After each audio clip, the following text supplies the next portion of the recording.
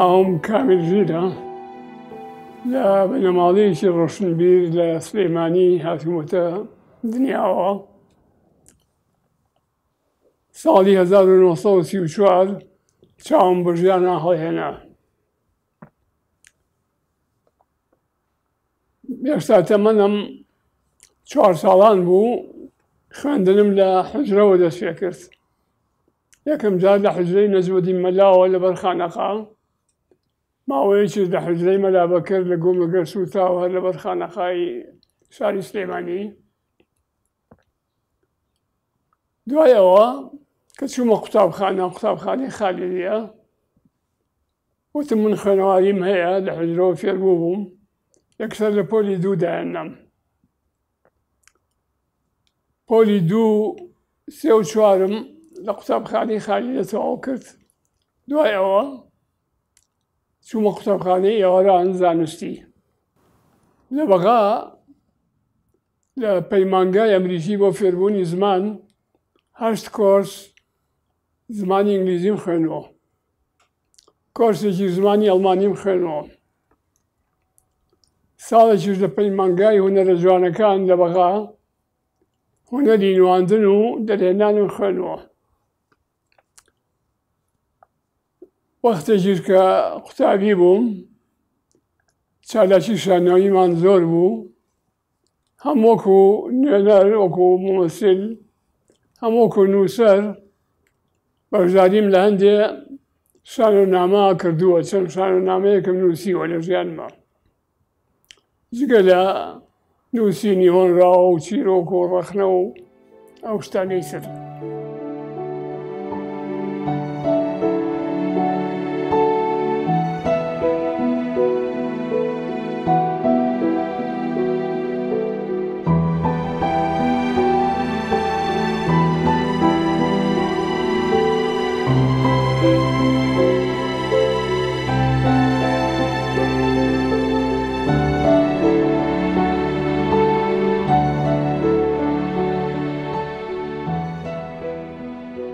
ساڵی 1948 تێکەڵاو بە ڕێخستنەکانی حیزبی شیوعی بووم.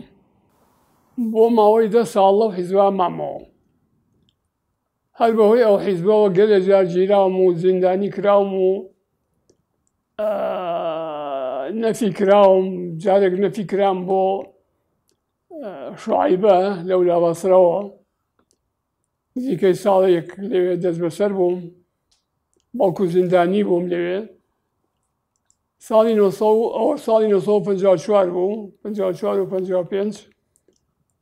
ساڵی 1957 لێرە ئەمن ناساریان کردم کەوە ئەبێ لە سلێمانی نەمێنم، یاخو کێشەیەکم بۆ دروستکردن و 3 ساڵ بۆم خەنە بەندیخانەوە. وەکو بڵێ ئیختیاریان نەدا دەست خۆم، نەفیان کردم بۆ ئەبوغرێب.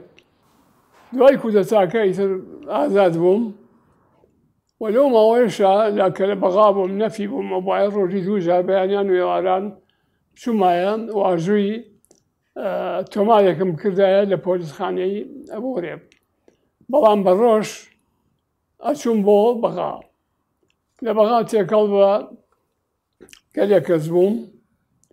لەوانە ڕەوانشاد، دکتۆر جەمال نەبەس، مەلا جەمیلی ڕۆژبەیانی، محەممەد نووری عارف، ئەنوەر سایب، شەماڵ سایب، گەلێک کەسی تر لەوانە، ئەحمەد دەنگەورە، ئەوانە هەمووی بڵێن تێکەڵاو بە یەک بووین و بووین بە برادەر. لە هەمووشیان زیاتر بەشیر موشیر بوو. بەشیر موشیر پیاوێکی زۆر کوردپەروەر بوو، هەروەها ئێمە ناومان نابوو سەرکردەیەکی سیاسی ئەفسوونی. ماوەیەکیش وەکو پێشمەرگە و وەکو دادوەریش، وەکو حاکم لە شۆڕشێنوولە هەبووم، وە مێژوویەکم هەیە لەو بارەیەوە.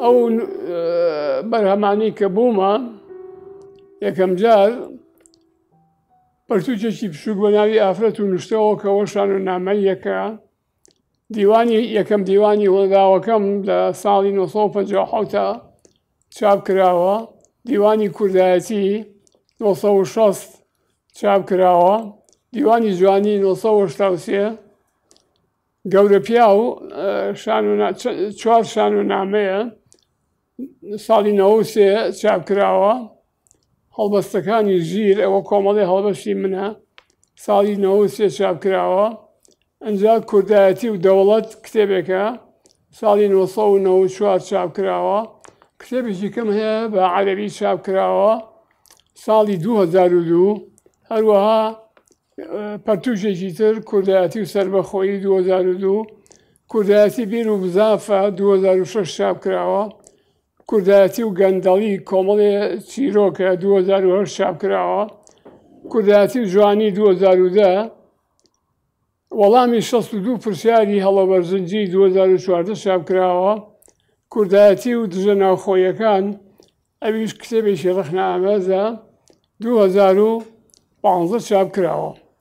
ئەوانەشی کە ئامادەن بۆ چاپ پەرتووکێکە بە ناوی فەلسەفەی بەشیریەوە، پەرتووکێکە بە زمانی عەرەبیەوە بە ناوی حیوار المعەدات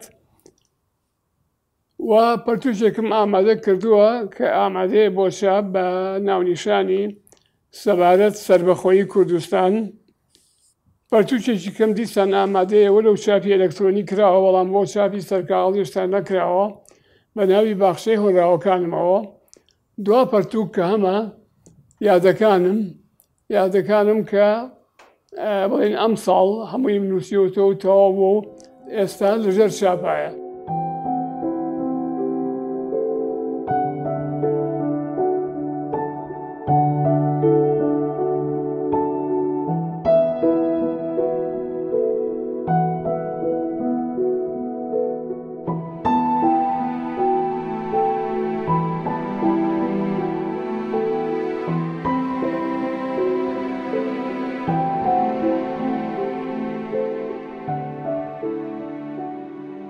من توژینەوەکانم سەبارەت بە هەنێ بابەتە، یەکێ لەوانە سەبارەت بە هۆنراوە، توژینەوەیکی کەم سەبارەت بە زمانی کوردی، توژینەوەیکی کەم هەیە لەبارەی مەحویەوە.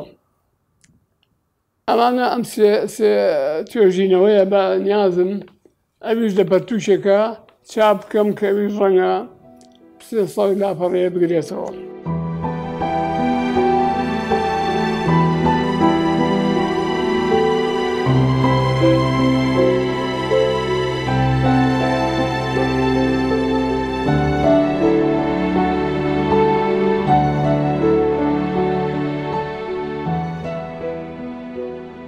ئێستا کە لە تەمەنی 87 ساڵیە گەلێ پەندم لەم ژیانی خۆم وەرگرتووە، لەوانە بەر لەوەی هەر شتێ بین پێویستە کورد بین، پێویستە بۆ کوردیش بکەین. خۆی لە ڕاستیە ژیانی هەمومان لە چاو تەمەنی گەردوونە وەکو دڵۆپێک وایە لە دەریایە. ئەو دڵۆپە بچووکە حەیفە ئەگەر تەرخانی نەکەین بۆ خزمەتی نەتەوە و نیشتمانەکەمان. لەبەرەوە من لە نووسینەکانما زۆر دەستم داگرتووە لەسەر ئەوەی کە ئێمە بەر لەوەی هەر شتێ بین، بەر لەوەی موسڵمان بین، بەر لەوەی هەز ئەفکارێکی سیاسیمان هەبێ، بەر لەوەی هەز پلە و پایە و وەزیفەیەکمان هەبێ، بەر لە هەمویان ئێمە کوردین. وەرنەتەوەکەشمان چاوەڕانی ئەوەمان لێکە کە خزمەتی بکەین، کە ڕزگاری کەین، کە مافی نەتەوەی خۆی بەدەست بێنین کە بریتیە لە سەربەخۆیی کوردستان.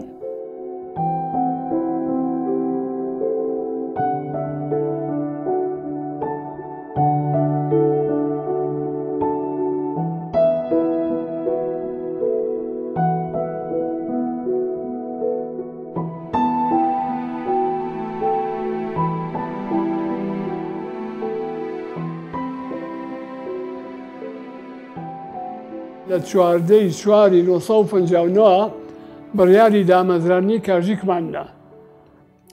کاژیک ڕێکخراوێ بوو زیاتر گرنگی بە مەسەلەی بیر و باوەڕا. بۆ ئەو مەبەستە پەرتوچێکمان ڕێخست بە بڵێن هاوکاری هەمومان بە ناوی کاژیکنامەوە و چاپمان کرد. بەڵام لە بەرەوەی ڕێخستنەکەی ئێمە زۆر نهێنی بوو، دوژمنی زۆری هەبوو، تەنانەت حیزبەکانیش هەموو دوژمنمان بوون. ئەوە سەر بادەوەی کەەوە حکوومەت و ئێران و چۆ و ئەمانەش هەموو دوژمنمان بوو، زۆر بە نهێنی کارمان نەکرد. ئەو نهێنیە وای کردبوو کە کاژیکنامە دەست هەموو کەس نەکەوێ. بەڵام دوایی وردە بە مرۆری زەمان چەند جارێک کاژیکنامەمان چاپ کرد. ئێستا چاپی پێنجەمی ئەویش من ئامادەم کردووە لەگەڵ هەنێ پەراوێزا کە خستوبەتە سەری، ئەویش لەژێر چاپایە لە ڕەنگە لە ماوەی مانگێکی ترە لەگەڵ کتێبی بیرەوەرەکانما ئەویش چاپ بکرێ و بگاتە دەستی خەڵکی. هەروەها تێکەڵ بە شۆڕشی ئەیلول بووین و هێزی خەبات بە سەرکردایەتی ڕەوانشاد فەتەحاغا و ڕەوانشاد نووری حەمانی کە جێگری بوو هێزیە بوو، هەمووی بریتی بوو لە هاوبیرانی کاژیک. بەڵام هەمووی لەژێر دەستی سەرۆک مستەفا بەرزانیە بوو، لەژێر قیادەی ئەوە بوو. ئێمەش ڕازی بووین بۆ قیادەیە چونکە ئەو بۆ کوردیشیە کرد.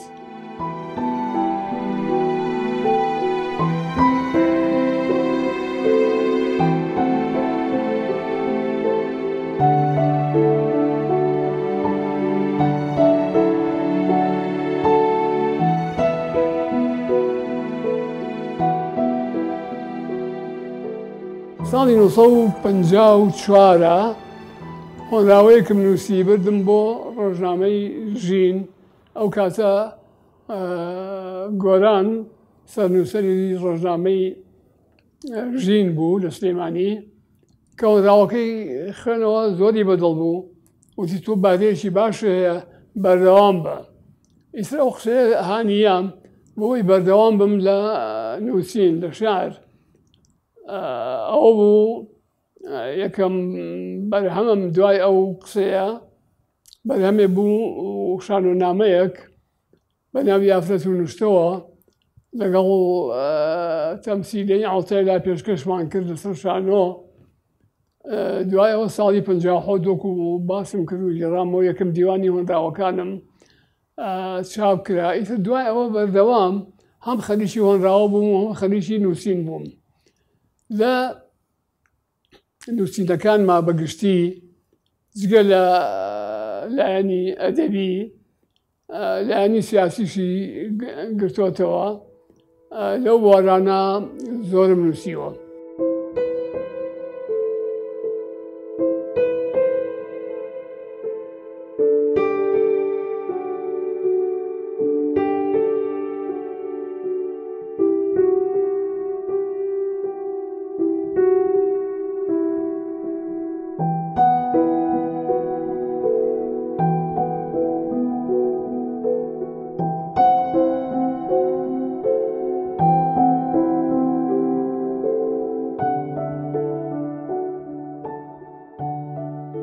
سەبارەت بە سربەخۆیی و دامەزرانی دەوڵەتی کوردی بۆ ئەوەش چەند سیمینارێکم کردووە. سیمینارێکم کردووە لە شاری کۆڵن لە ئەڵمانیا، 6 ساعتی خایان گەلێ لە هاوبیران و کوردانی ئەو ناوچەی هەموو بەشداری بوون و ژمارەیە خەڵکی ئەوێش. لە شاری لیدسی بەریسانیا لەوێش سیمینارێکم کردووە، لەوێش خەڵکێکی زۆر ئامادەی بوون، لەوانە دکتۆر جەواد مەلا ئەوەی شاری کۆڵنیش گەلێ لە هاوبیران ئامادەی بوون، دکتۆر جەمال لەبەز، ئەندازیار بروسکە ئیبراهیم، دکتۆر جەواد مەلا و خێزانەکانیان گەلێ کەسی تری خەڵکی ئەو ناوە و دۆڕشتی ئەو ناوە ئامادەی ئەو سیمینارە بوون.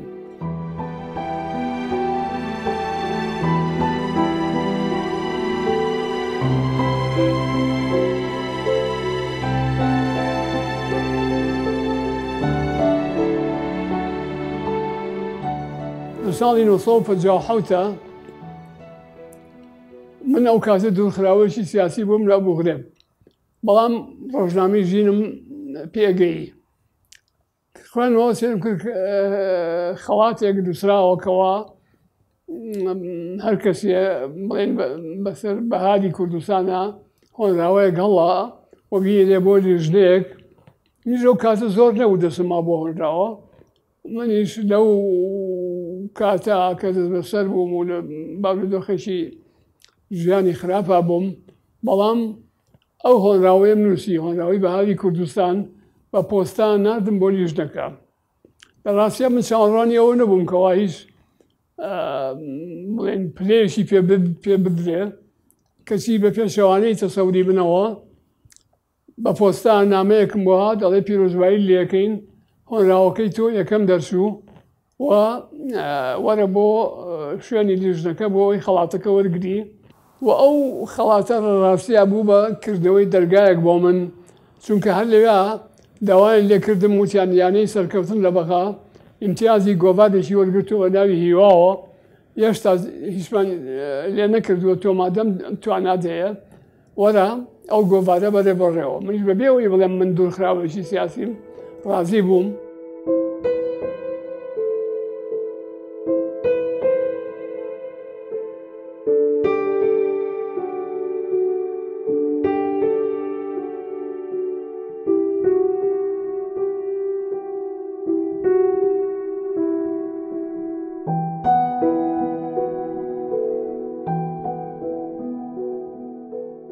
لە قوتابخانەی ناوەندی بووم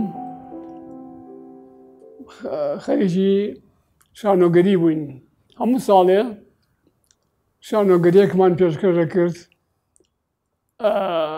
لەوانە شانۆگەری هاملێت ئۆتێل چەند شانۆگەریەکی تر ئەو کاتێ وا دەستور بوو باو بوو لەگەڵ شانۆگەریە سەرەکیەکە شانۆگەریەکی کۆمێدیشمان بڵاوە کردەوە یەکێ لەو شانۆگەریە کۆمیدیانە بە ناوی ئافرەت و نووسەوە من ئەوە نووسەرەکەی من بووم دەرهێنەرەکەی ڕەوانشاد ئەنەرتۆفی بوو شانۆنامەیەکی تر دیسان بە ناوی ئەلەورگەی نەخۆشەوە ئەوەشمان پێشکەش کرد لەسەر شانۆی سلەیمانی ئەو کاتارێک شانۆ هەبوو لە ئامادەیی ئەوەشمان پێشکەش کرد.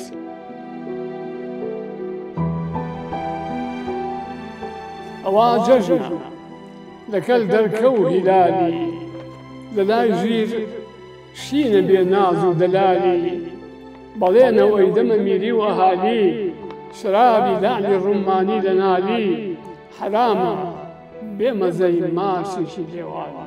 خۆی هۆنراوەکانم زۆرن لە ڕاستیە و هەر یەکەو لە پەتوشی شاد چاپ کراوە بەس دوا هۆنراوەم لە فەیسبوک کە بڵاوم کردەوە ئەم هەفتەی ڕابردوو ڕۆژی هەینی ڕابردوو بڵاوم کردەوە بریتە لە پێشخستەشیکردنی چەند هۆنراوەیەکی سێ شاعیری گەورەی کورد لەوانە بە پێشخستەشیکردنی هۆنراوەیەکی نالی بەم جۆرە گوڵم هات و کەمێ سوخمەی ترازان